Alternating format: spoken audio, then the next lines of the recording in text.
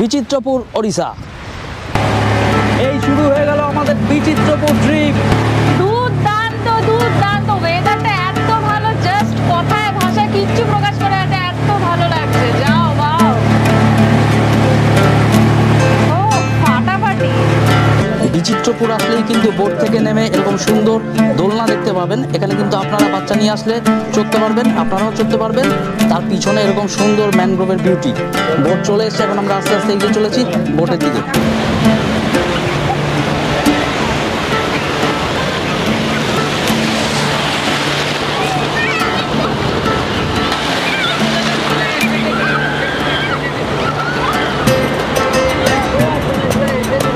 দুরন্ত এনজয় করছি, সামনেটা দেখাও।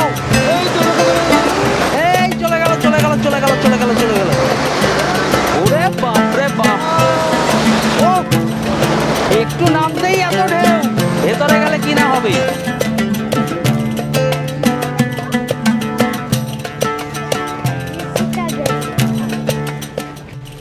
কলকাতা থেকে মাত্র 4 ঘন্টার দূরত্বে যদি কোথাও সাগর পাড়ে ঘুরতে যাওয়ার কথা মাথায় আসে, তাহলে প্রথমেই যেই নামটা মাথায় আসে সেটা হলো গিয়ে দীঘা।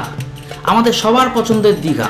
আর হ্যাঁ, দীঘার আশেপাশে কিন্তু আরও প্রচুর নতুন পর্যটন কেন্দ্র গড়ে উঠেছে, যেমন তাজপুর, শঙ্করপুর এবং মন্দারমণি। দীঘাতে থেকেই যদি 2 রাত 3 দিনে আপনারা দীঘার লোকাল সাইট সিইং পয়েন্টসগুলো ঘুরে দেখতে চান, তাহলেও কিন্তু মন্দ হবে না। আমরা এবারের মতো 1 রাত ছিলাম দীঘাতে, আর তারপরের দিন চলে গিয়েছিলাম তাজপুরে। এবারের ট্রিপে আমরা দীঘা থেকে দীঘার অনতি দূরে উড়িষ্যার একটি অফবিট জায়গা বিচিত্রাপুর ঘুরে দেখেছিলাম। আর সেই বিচিত্রাপুরের কিন্তু এক্সপিরিয়েন্স আমি এই ভিডিওতে আপনাদের সাথে শেয়ার করতে চলেছি। চলুন শুরু করা যাক আজকের পর্ব। আর ভিডিওটা ভালো লাগলে অবশ্যই লাইক করবেন, বন্ধুবান্ধবের সাথে চ্যানেল লিঙ্কটা শেয়ার করবেন।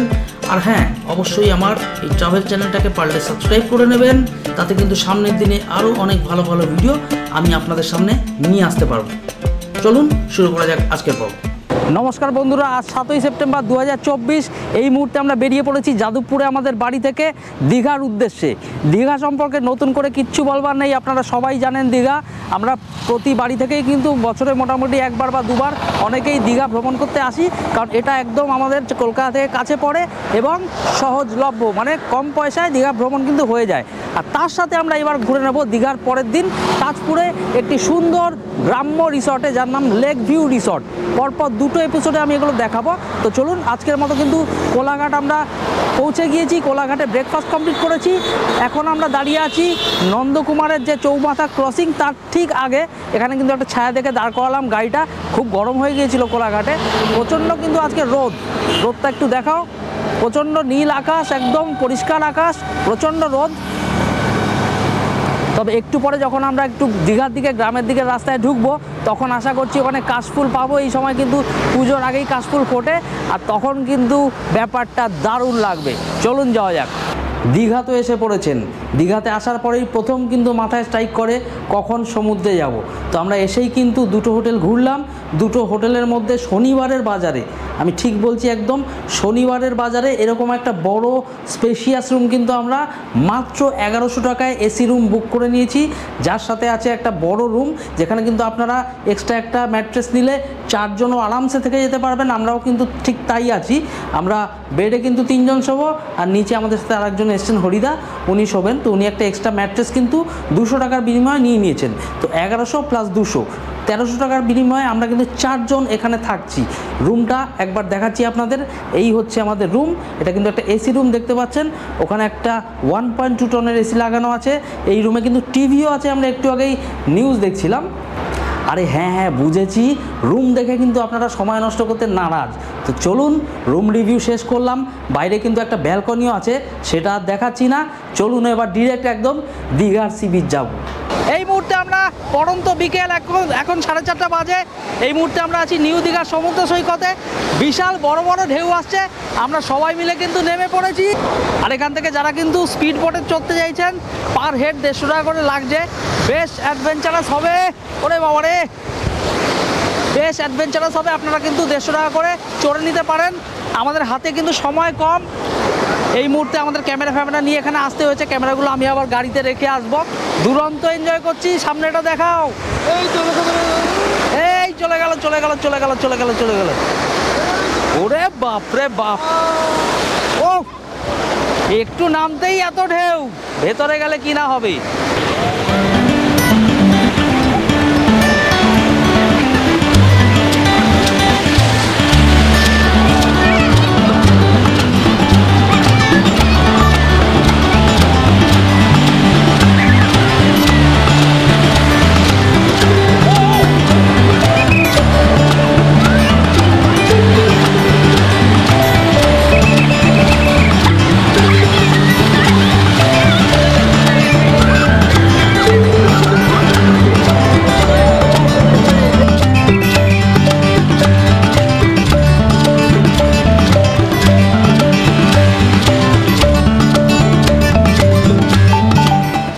তো বন্ধুরা, সমুদ্র স্নান সেরেই কিন্তু আমরা ঘরে গিয়ে তড়িঘড়ি ফ্রেশ হয়ে রেডি হয়ে আবার বেরিয়ে পড়েছি দীঘার আশেপাশের পার্কগুলোকে এক্সপ্লোর করতে। তো আজকে তো জানেনই আপনারা, আমাদের কিন্তু একটু দেরি হয়ে গিয়েছে কলকাতা থেকে এখানে আসতে আসতে। তো সব কটা পার্ক তো এক্সপ্লোর করা সম্ভব নয়। আর অমরাবতী পার্ক, যেটা আমাদের একদম হোটেলের সামনে, ওটা তো বন্ধই হয়ে যায় মোটামুটি সন্ধ্যাবেলা। আমরা এসেছি ঢেউসাগর পার্কে, যেই পার্কটা কিন্তু রাত 10টা অবধি খোলা থাকে। আর এই মুহূর্তে সন্ধেবেলা বাজে 8:15। আর এই হচ্ছে ঢেউসাগর পার্ক, পুরোটা আপনারা দেখছেন। আর এই মুহূর্তে কিন্তু দুর্দান্ত লাগছে সমুদ্রের পাড়ে এই ঢেউসাগর পার্কটা, একদম সমুদ্রের পাড়েই কিন্তু এই পার্ক, কিন্তু এন্ট্রিটা কিন্তু অপোজিটে রাস্তার দিক দিয়ে। তো এই মুহূর্তে আমরা ঢেউসাগর পার্কের একদম সমুদ্রের দিকটা এসেছি। এখানে দেখতে পাচ্ছেন একটা সুন্দর জায়গা, যেখানে কিন্তু সবাই দাঁড়িয়ে ফটো ভিডিও করছেন। বাকি অংশটা চলুন দেখাচ্ছি। এরপর আমরা ঘুরে নিয়েছিলাম নিউ দীঘা থেকে হাঁটা পথে মাত্র 10 মিনিট দূরত্বে গড়ে ওঠা ঢেউসাগর পার্কে। এই ঢেউসাগর পার্কে কিন্তু আপনারা মাত্র 10 টাকা এন্ট্রি ফি দিয়ে ঢুকতে পারবেন। আর তারপর কিন্তু যথেষ্ট সুলভ মূল্যে আপনারা এখানে প্রচুর রাইড পেয়ে যাবেন, যেখানে আপনাদের বাচ্চারা প্রচুর আনন্দ করতে পারবেন। আর এই পার্কের ওপাশেই কিন্তু রয়েছে সমুদ্র, তাই পার্ক থেকেই কিন্তু সমুদ্রের দারুণ হাওয়া আপনারা এখানেই উপলব্ধি করতে পারবেন। আচ্ছা, আরেকটা পার্কের কথা কিন্তু আমি বলতে ভুলেই গিয়েছি। ওটা কিন্তু ওল্ড দীঘার ড্রাগন পার্ক, যেটা কিন্তু একদম ওল্ড দীঘার সি বিচের একদম সামনেই আছে, যেখানে কিন্তু কোনো রকম এন্ট্রি ফিজ লাগছে না। এই ঢেউসাগর পার্কে তো আমাদের লাগলো 10 টাকা করে। তারপর ভেতরে কিন্তু বাচ্চাদের জন্য অনেক রকম রাইডস আছে, কিছু রাইডস ফ্রি আর কিছু রাইডস চড়তে কিন্তু সামান্য কিছু পয়সা লাগছে। কিন্তু এই ঢেউসাগর পার্ক ভিজিটটা কিন্তু আমার একদম ওয়ার্থ বলে মনে হলো, কারণ খুব কম খরচায় আপনারা কিন্তু বাচ্চাদের সাথে নিয়ে করে এই ঢেউসাগর পার্কে আসতে পারবেন আর দুর্দান্ত এনজয় করবে বাচ্চারা এখানে। গুড মর্নিং ফ্রম বিচিত্রপুর, ওড়িশার খাদিবিল। আমরা যারা দীঘাতে আসি তারা অনেকেই কিন্তু জানি না দীঘার থেকে এত কাছে কিন্তু একটা সুন্দর অফবিট ডেস্টিনেশন আছে। তো আজকে আমরা চলে এসেছি দীঘা থেকে মাত্র আধা ঘন্টা দূরে অবস্থিত বিচিত্রাপুর বা খাদিবিলের বিচিত্রাপুর বলে একটি জায়গায়। এখানে কিন্তু একটা সুন্দর ম্যানগ্রোভ ফরেস্ট আছে। সেখানে যদি আপনারা যেতে চান তাহলে কিন্তু টিকিট কেটে নিতে হবে। আপনাদের সামনে টিকিট কাউন্টার আছে, ওখান থেকে আমরা কিন্তু একটা 6 সিটার বোট নিয়ে নিলাম। তো আপনারা যারা 4 জন আসছেন বা 5 জন আসছেন তাদের কিন্তু 6 সিটার বোট সব থেকে মিনিমাম ক্যাপাসিটির বোট সেটাই নিতে হবে। আর তার থেকে বেশি আসলে কিন্তু 8 সিটার বোটও অ্যাভেলেবেল আছে। তো 6 জন যদি একটা বোটে যান তাহলে কিন্তু পার হেড পড়ছে 200 টাকা করে। আর বোটের জন্য কিন্তু আমরা ওয়েট করছি মোটামুটি আধা ঘন্টা হয়ে গেল। এই চারপাশের জায়গাটা দেখুন, আধা ঘন্টা কিন্তু কিচ্ছু নয়, এত সুন্দর একটা জায়গা। এই জায়গাটা দেখেই কিন্তু আপনার আধা ঘন্টা কখন যে চোখের নিমেষে কেটে যাবে বুঝতেই পারবেন না।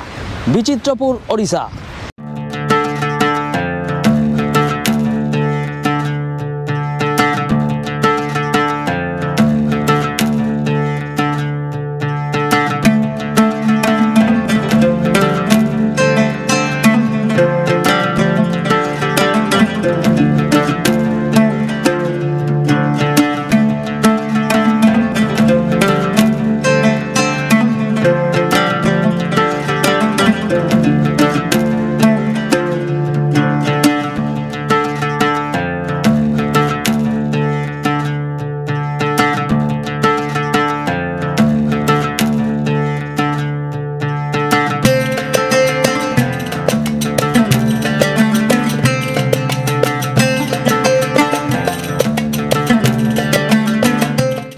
হচ্ছে সেই বিচিত্রপুর ওড়িশার বোটিং পয়েন্ট। এখান থেকেই কিন্তু এরকম একটা রোমহর্ষক জার্নি শুরু হয়।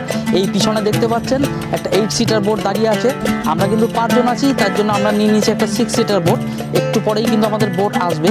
এখানে কিন্তু সিরিয়াল ওয়াইজ ছাড়া হয়, এমন নয় যে আপনার পরে কেউ এসে আপনার আগে বেরিয়ে যাচ্ছে, সেরকম কিন্তু এখানে হবে না। আপনাদের একটু ওয়েট করতে হবে, আপনার বোটটা আসবে, আপনার সিরিয়াল ওয়াইজ আপনাকে ছাড়া হবে, তারপরে চলে যাবেন বিচিত্রপুর।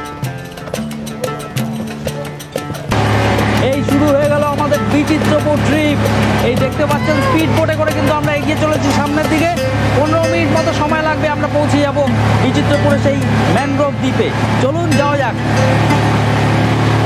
দুর্দান্ত দুর্দান্ত, ওয়েদারটা এত ভালো, জাস্ট কথায় ভাষায় কিচ্ছু প্রকাশ করে এত ভালো লাগছে। যাও বাও,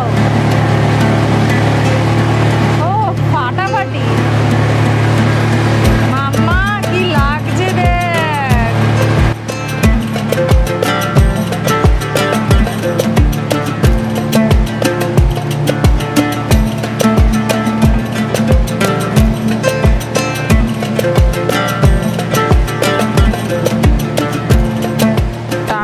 সো ফাইনালি পৌঁছে গিয়েছি আমরা বিচিত্রপুরের ম্যানগ্রোভ ফরেস্টে। বোটে সময় লাগলো মোটামুটি 10 থেকে 12 মিনিট মতো। এখন কিন্তু নামার সময়, আমরা নামবো, আর এক পার্টি আবার রিটার্ন করে ওই বোটিং পয়েন্টে ফেরত যাবে। চলুন যাওয়া যাক। এই হরিদা, ওকে একটু ধরো।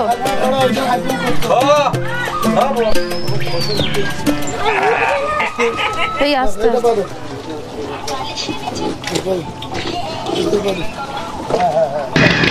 উড়িষ্যার ম্যানগ্রোভে এসেছেন, আর ম্যানগ্রোভ মানেই কিন্তু রয়্যাল বেঙ্গল টাইগারের একটা রহস্যময় গন্ধ।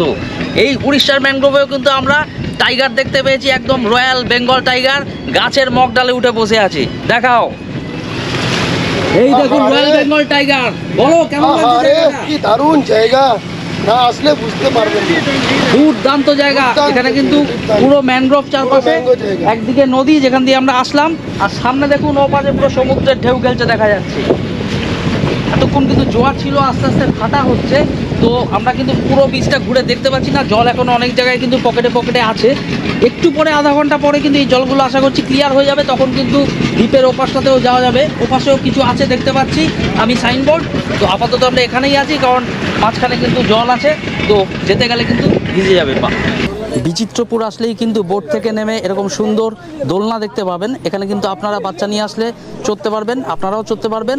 তার পিছনে এরকম সুন্দর ম্যানগ্রোভের বিউটি, ওহ দুর্দান্ত লাগছে। মানে বাচ্চারা চড়বে আর মারা করবেন, এটা কি হতে পারে? তাই আমরাও করে ফেলে এত সুন্দর দোলনা দেখে গাছের দেখতে মধ্যে। পাচ্ছেন একদম মোটা কাছির দড়ি দিয়ে বাঁধা, কোনো ভয় নেই। আর যদি বসতে চান ওখানেও কিন্তু বসার জায়গাও করা আছে। আমাদের কিন্তু ঘোরা কমপ্লিট মোটামুটি বিচিত্রপুর। এখন যাওয়ার সময় বোট চলে এসেছে, এখন আমরা আস্তে আস্তে এগিয়ে চলেছি বোটের দিকে। চলুন যাওয়া যাক। বোটের কিন্তু কোনো রকম সিরিয়াল নাম্বার নেই, আপনারা এখানে ওয়েট করবেন। যখন বোট এসে পড়বে তখন আপনারা আপনাদের মতো যে কোনো বোটে করে চলে যেতে পারবেন। চলুন যাওয়া যাক, অনেক দেরি হয়ে যাচ্ছে। বিচিত্রপুর ঘুরে দেখালাম আপনাদের, পিছনে আবার বোট চলে এসেছে। এখানে কিন্তু বোটের কোনো সিরিয়াল নাম্বার নেই, আপনারা এসে কিন্তু এখানে ওয়েট করবেন। যখনই কোনো বোট আসবে সেখানে সিট ভ্যাকান্ট থাকবে, আপনারা কিন্তু সেই বোটে করেই রিটার্ন চলে যেতে পারবেন। কেমন লাগলো বিচিত্রপুর, কেমন লাগলো আমার এই ব্লগটা, অবশ্যই কমেন্ট করে জানাবেন, লাইক করবেন, আর অবশ্যই আমার ট্রাভেল চ্যানেলটা কিন্তু সাবস্ক্রাইব করে দেবেন। তাতে কিন্তু আমি সামনের দিনে আরও অনেক ভালো ভালো ভিডিও আপনাদের সামনে নিয়ে আসতে পারবো। চলুন, ভালো থাকবেন, ধন্যবাদ।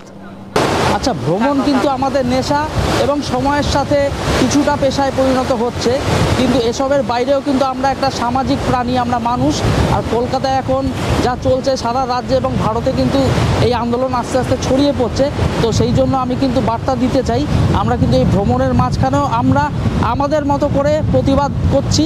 আমরা কিন্তু আর.জি. কর কাণ্ডের পাশে দাঁড়াচ্ছি আন্দোলনকারীদের। তাই সেই বার্তা নিয়ে আমরা এইটুকু একটা ভিডিও বানাচ্ছি, শর্ট ভিডিও।